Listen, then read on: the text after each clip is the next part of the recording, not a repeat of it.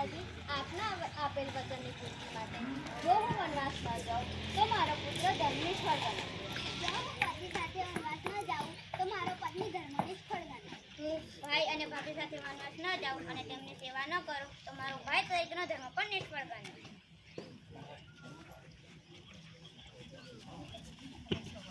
રામ અને લક્ષ્મણ વનમાં જવા માટે તૈયાર થયા છે. સીતા માતા પણ એમની સાથે જવા તૈયાર છે. દશરથ રાજાએ આપેલા વચનને કારણે તે લોકો ત્યાં આગળ જવા માટે નક્કી કરે છે. જ્યારે એ લોકો વનમાં જવા નીકળે છે ત્યારે અલગ અલગ ઋષિઓની સેવા કરે છે. ઋષિઓની સેવા કરતી વખતે એમને હેરાન કરતા રાક્ષસોનો વધ કરવામાં આવે છે.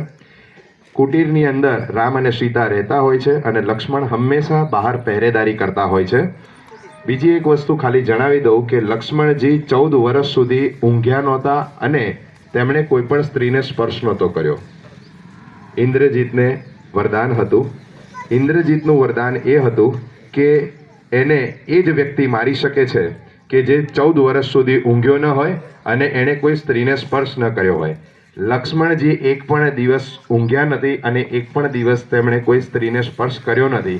એમના આ તપને કારણે એ એક વખત ઇન્દ્રજીત અને એટલે કે જેને મેઘનાદ કહે છે એને એ મારી શકે છે અને આ એમનું બહુ મોટું તપ ગણવામાં આવે છે.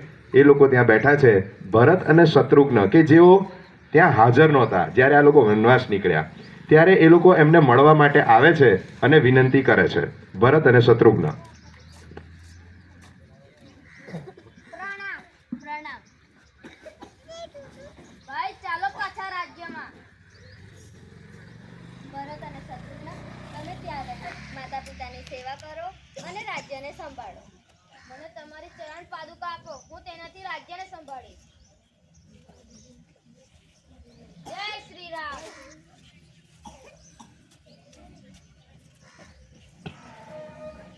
ભરત અને શત્રુઘ્ન રામના બીજા બે નાના ભાઈઓ કે જેમણે એમના વિના રાજ્ય ચલાવવા માટેનો બિલકુલ ઇનકાર કરી દીધો હતો કે અમે રાજ્ય તમારા વિના નહીં ચલાવીએ. તેમ છતાં ભરત માની લે છે કે હું માત્ર સેવક છું, હું દાસ છું અને દાસ બનીને જ હું આખા રાજ્યનો વહીવટ કરીશ. એમણે રાજગાદી ઉપર રામજીના ચરણ પાદુકા મૂકી અને 14 વર્ષ સુધી એમણે વહીવટ કર્યો હતો. આ અરસામાં જ્યારે એ વનમાં રહેતા હોય છે ત્યારે રાવણની બહેન કે જે શૂર્પણખા હતી એ શૂર્પણખા એકવાર ફરતી આવે છે અને રામ અને લક્ષ્મણનું રૂપ જોઈને એ ખૂબ મોહિત થઈ જાય છે. શૂર્પણખા.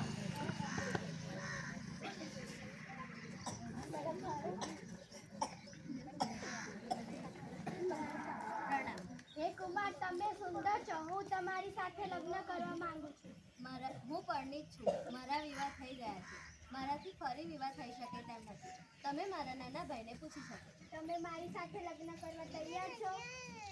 હું અહીંયા મારા મોટા ભાઈની સેવા કરવા આવ્યો છું અને લગ્નનો તો વિચાર પણ ન કરી શકું. અને મારી પત્ની અયોધ્યામાં છે તો તમે જ કરી લો. સીતા મારી પત્ની છે અને હું તેને ખૂબ જ પ્રેમ કરું છું, માટે હું ફરી વિવાહ કરવા માંગતો જ નથી. હું સીતાને ખાઈ જાઉં છું. હું મારા ભાઈને જણાવું છું.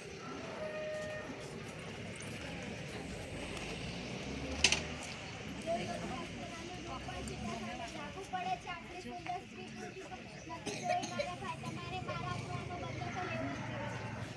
વારી તું જા અને સીતાને રાજા વિદુર વનમાં લઈ આવ. હું તેનું અપહરણ કરીશ. કેવી તમારી આપે?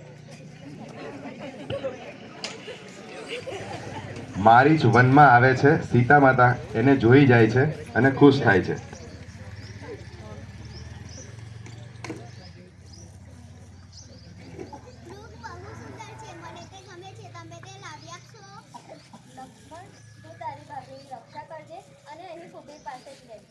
ભાઈ, તમારે ક્યાંય જવાની જરૂર નથી. સુવર્ણમૃગ તો હું પણ લાવી શકું છું. સુવર્ણમૃગ મેળવવાની ઈચ્છા મારી પત્નીની છે અને તેની ઈચ્છાની પૂર્તિ કરવી તે મારો ધર્મ છે.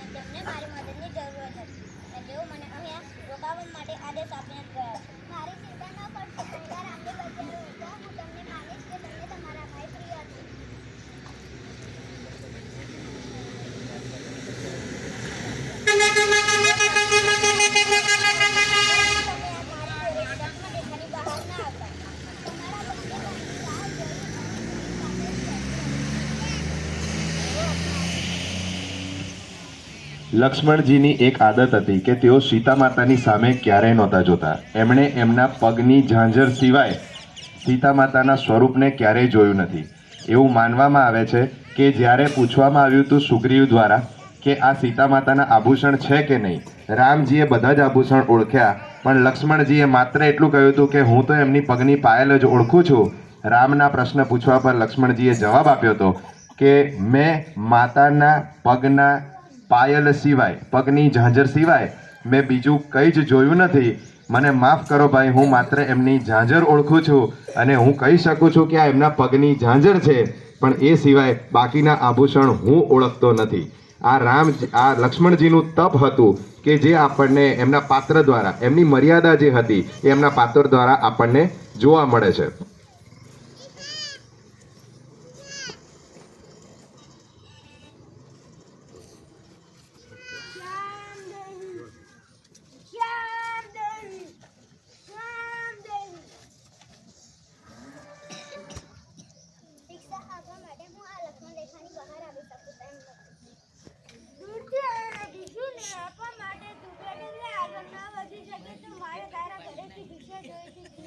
દુઃખી ન થાઓ મહાત્મા, હું બહાર આવી આપની દીક્ષા આપું.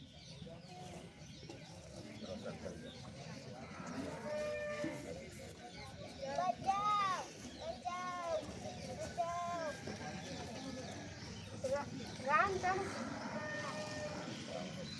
હું સીતાને નહીં લઈ જવા દઉં. તું મને રોકી નહીં શકે. જય શ્રી રામ.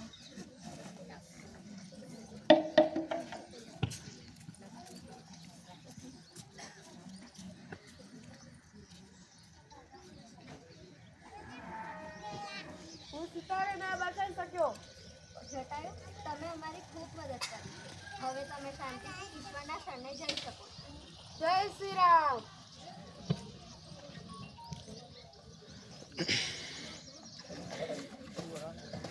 વનમાં જ્યારે જટાયુ બચાવી નથી શકતા ત્યારે રામ અને લક્ષ્મણ બંને સીતા માતાને શોધવા માટે જાય છે. કહેવાય છે કે જટાયુ એ પક્ષીઓનો રાજા હતો અને એ જ્યારે રાવણની સામે યુદ્ધ કરવા જાય છે ત્યારે જટાયુ એની પાંખ કાપી નાખે છે અને એ ત્યાં ગાડી મૃત્યુ પામે છે. રામ અને લક્ષ્મણ સીતાને શોધી રહ્યા છે અને તેઓ વનમાં સબરી પાસે પહોંચવાનો પ્રયત્ન કરશે. પ્રભુ શ્રી રામ આવશે.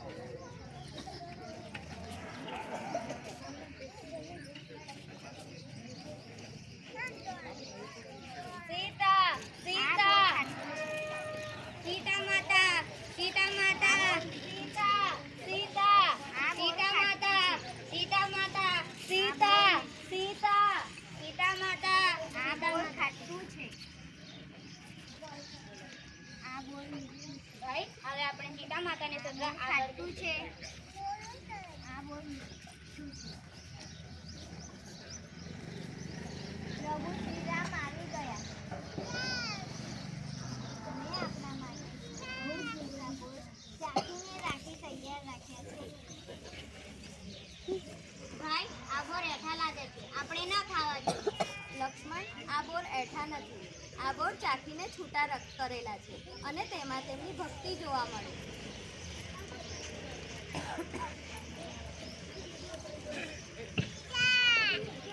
જે બોર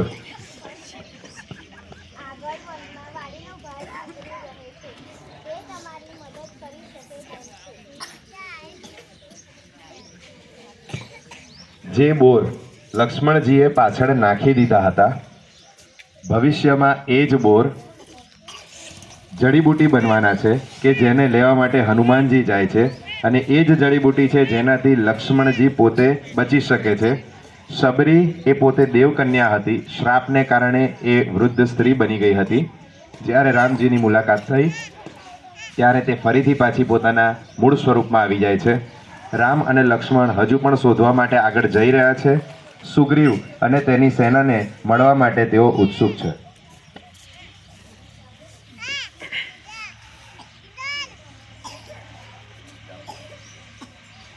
બહાર બે મનુષ્ય આવ્યા છે. હનુમાન, જા અને તપાસ કરી આય કે કોણ આવ્યું છે. જેવી તમારી આજ્ઞા. તમે કોણ છો અને જંગલમાં શું કરી રહ્યા છો? હા,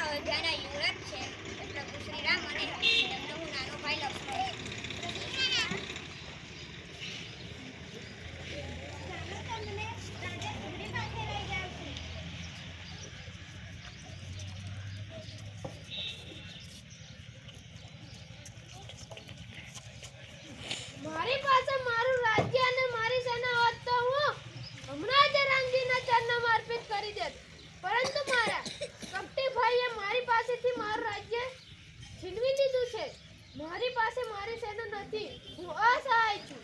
પહેલા તમને તમારું રાજ્ય અપાવીશું, પછી અમે સીતા માતાને શોધવા નીકળીશું. અને મિત્ર તરીકે હું તમારી આટલી મદદ તો કરી જ શકું છું. તમે વાલીને યુદ્ધ માટે લલકારો. વાલી, મારી સાથે યુદ્ધ કરો.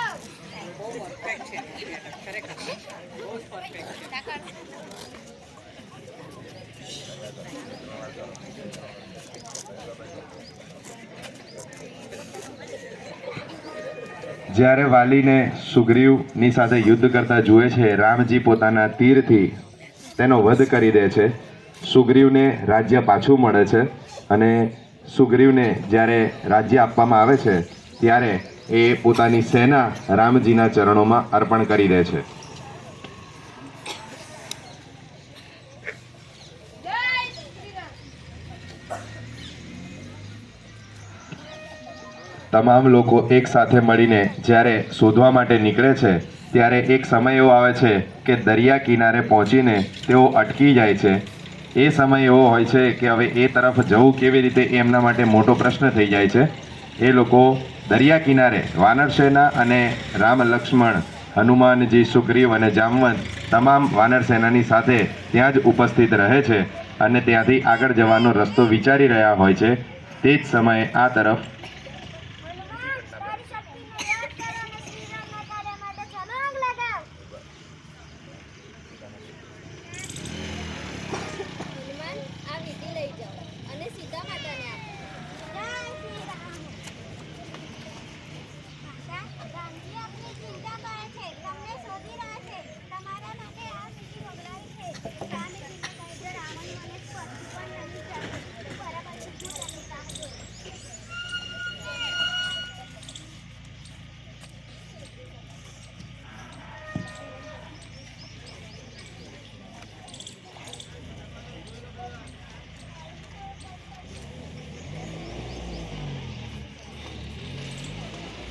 તું કોણ છે અને અહીં મારા બગીચાને શા માટે હેરાન કરે છે? શ્રીરામનો દૂત છું અને સીતા માતાને સંદેશ આપવા આવ્યો છું. આ વાંદરાની પૂંછડી પર તેલ અને કાપડ વીંટીને સળગાવી દો.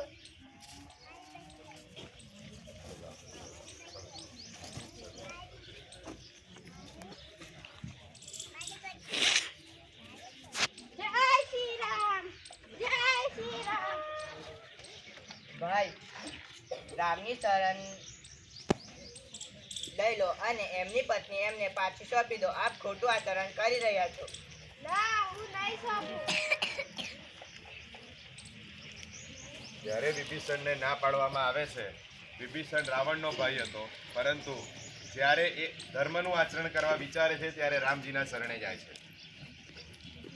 રામજી, હું આપણા શરણે આવ્યો છું. મને આપણા શરણે લો. હું ધર્મના પક્ષે રહેવા માંગુ છું. દુશ્મનના ભાઈને આપણી શરણે લેવું એ યોગ્ય નથી. એ ક્યારેક આપણી સાથે દગો પણ કરી શકે છે. કોઈ આપણી શરણે આવે તો તેને આપણી સાથે જોડી લેવા જોઈએ. તે જ સાચો ક્ષત્રિય ધર્મ છે. મને આપના શરણે લઈ મારો ઉદ્ધાર કર્યો છે. હું આપને લંકા વિશે માહિતી આપીશ અને યોદ્ધાઓ વિશે પણ માહિતી જણાવીશ. વિભીષણ લંકાનો રહેવાસી હતો અને એ રાવણ વિશે તમામ માહિતી જાણતો હતો. રાવણ વિશે સાથે સાથે એની સેના, એના સેનાના જેટલા પણ યોદ્ધાઓ હતા તે તમામ માહિતી તે જાણતો હતો. એ માહિતી તે જામવંતજી અને રામ લક્ષ્મણને જણાવે છે અને એ હંમેશના માટે એમનો સાથ આપવા માટે તૈયાર થાય છે. એ ધર્મના પક્ષે રહેવા માટે તૈયાર હતો એ એના પરથી સાબિત થાય છે. રામ ભગવાન શંકર ભગવાનની સ્તુતિ કરે છે.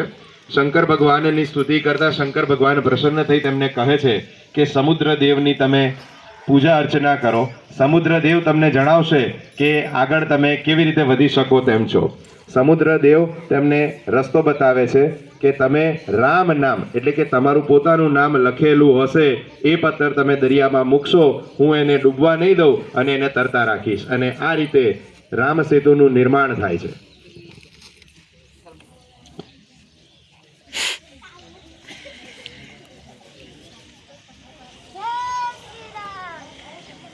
જય શ્રી રામ. જય શ્રી રામ. રામ.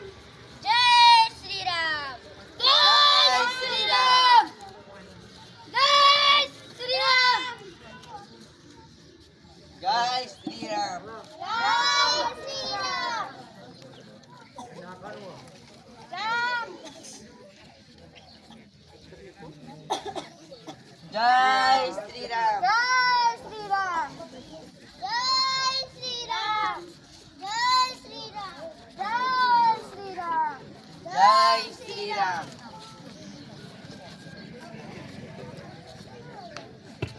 રામ સેતુનું નિર્માણ થતા તમામ લોકો વાનર સેનાની સાથે લંકા તરફ જવા માટે નીકળે છે.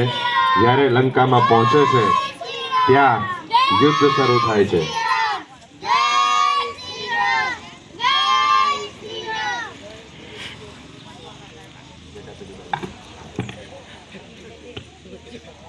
જ્યારે તે લોકો પહોંચે છે હવે લંકાની સામે ઊભા રહીને ત્યાં યુદ્ધ શરૂ થાય છે. રાવણની સેના તરફથી સૌથી પહેલા રાવણ પોતાના પુત્ર ઇન્દ્રજીત એટલે કે મેઘનાથને મોકલવામાં આવે છે. એ જ્યારે યુદ્ધ કરવા માટે આવે છે ત્યારે લક્ષ્મણજી તેમનો સામનો કરવા માટે તૈયાર થાય છે. મેઘનાથ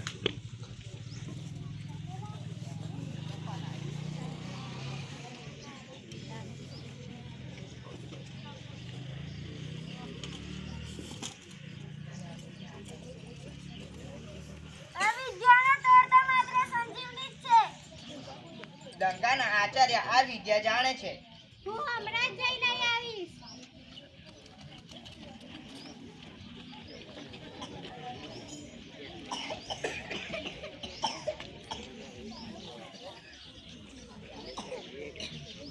લક્ષ્મણજી મૂર્છિત થયા છે. લઈને આવવામાં આવે છે આચાર્ય જે લંકામાં રહેતા હતા અને આ જડીબુટી વિશે જાણતા હતા. આ તો માત્ર હિમાલય પર છે. સવાર થતા પહેલા લઈ આવો. હું હમણાં જ જઈને આવીશ. હનુમાનજી જડીબુટી લેવા માટે નીકળે છે. સવાર થતાં પહેલાં તેમને આવવાનું છે. એક સમય હતો કે જ્યારે હનુમાનજી એવી શરત મૂકે છે, સૂર્ય ભગવાનને કહી દેવામાં આવે છે કે તમને વિનંતી છે કે આવતીકાલે વહેલા ના ઉઠતા, નહીતર મારા રામજી પ્રભુ દુઃખી થઈ જશે, કારણ કે એમના ભાઈ લક્ષ્મણ મૃત્યુ પામશે. અને પ્રભુ તમને વિનંતી છે, જો સવારમાં તમે વહેલા ઉગી ગયા તો મારી પાસે નાનપણ સિવાયનો બીજો કોઈ રસ્તો નથી. આપણે બધા જાણીએ છીએ નાનપણમાં સૂર્ય ભગવાનની શું દશા થઈ હતી.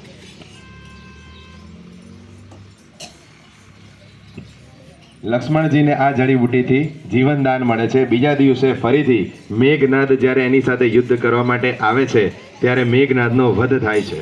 બીજો દિવસ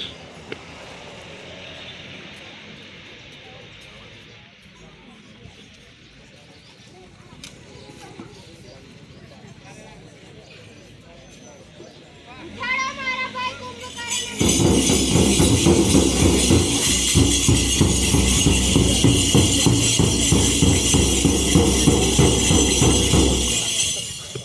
રાવણનો ભાઈ કુંભકર્ણ કે જે 6 મહિના ઊંઘતો હતો અને એની ભૂખ અસહ્ય હતી. ભાઈ સીતારામને સોંપી દો. ના, હું નહીં સોંપું. એવી મોટા ભાઈને આપજો.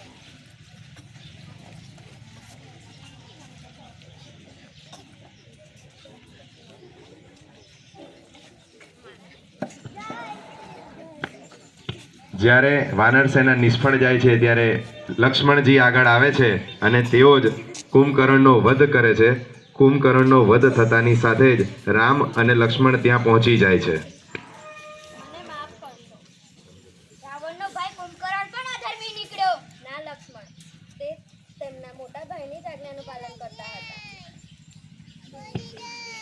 સાચું જોવા જઈએ તો કુંભકર્ણ અને વિભીષણ બંને જાણતા હતા કે પોતાનો ભાઈ જે રાવણ છે એ અધર્મ કરી રહ્યો છે, પરંતુ તેમ છતાં પણ પોતાના ભાઈની આજ્ઞાનું પાલન કરવા માટે કુંભકર્ણ રામ અને લક્ષ્મણજી સાથે લડવા તૈયાર થાય છે, કારણ કે પોતાના ભાઈ તરીકેની ફરજ સંપૂર્ણ રીતે પૂરી કરવા માટે તૈયાર હતો. રાવણના લગભગ બધા જ મોટા યોદ્ધાઓ પૂર્ણ થતા હવે એની પાસે બીજો કોઈ વિકલ્પ રહેતો નથી કે પોતે જ યુદ્ધ કરે.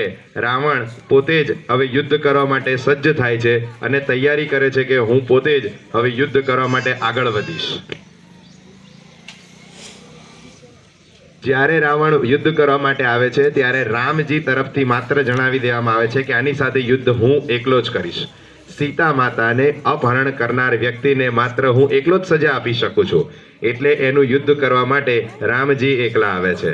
રાવણને એક વરદાન હતું કે એને કોઈ પણ પ્રકારનો દેવ, કોઈ પણ પ્રકારના રાક્ષસ કે કોઈ પણ પ્રકારના પશુ પક્ષી મારી ન શકે, પણ એ માત્ર મનુષ્યને તુચ્છ સમજીને ભૂલી ગયો હતો.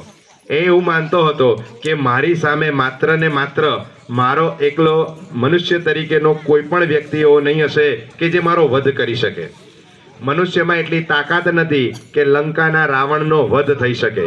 જ્યારે લંકાના રાવણને આટલું બધું અભિમાન હોય ત્યારે વિષ્ણુ ભગવાન વિચારે છે કે જો એ મનુષ્ય તરીકે જ એની સામે લડી શકાતું હોય અને એને મૃત્યુ આપી શકાતું હોય તો મારે ઈશ્વર તરીકે આવવાની કોઈ જરૂર નથી. હવે મારે જાતે જ જવું પડશે. હર હર મહાદેવ.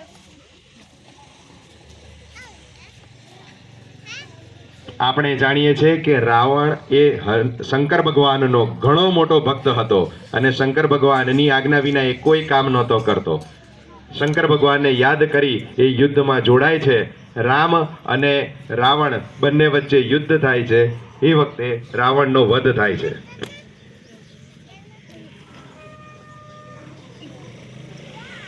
રાવણનો જ્યારે વધ થાય છે ત્યારે રાવણની લંકા એ રાજા વિહોણી થઈ જાય છે. જ્યારે રાવણનો વધ થાય ત્યારે રાજા તરીકે કોને રાખવો એ પ્રશ્ન ઊભો થાય છે. રામજીને કહેવામાં આવે છે કે અયોધ્યાના લંકાના રાજા પણ તમે જ બની જાઓ. ત્યારે કહે છે કે લંકામાં રાવણ નથી પણ રાવણનો ભાઈ વિભીષણ હજુ જીવિત છે અને નિયમ મુજબ અને વ્યવહાર મુજબ વિભીષણ જ લંકાનો રાજા બની શકે છે. વિભીષણને લંકાનો રાજા બનાવવામાં આવે છે. રામજી સીતા માતાને લેવા માટે આવી જાય છે.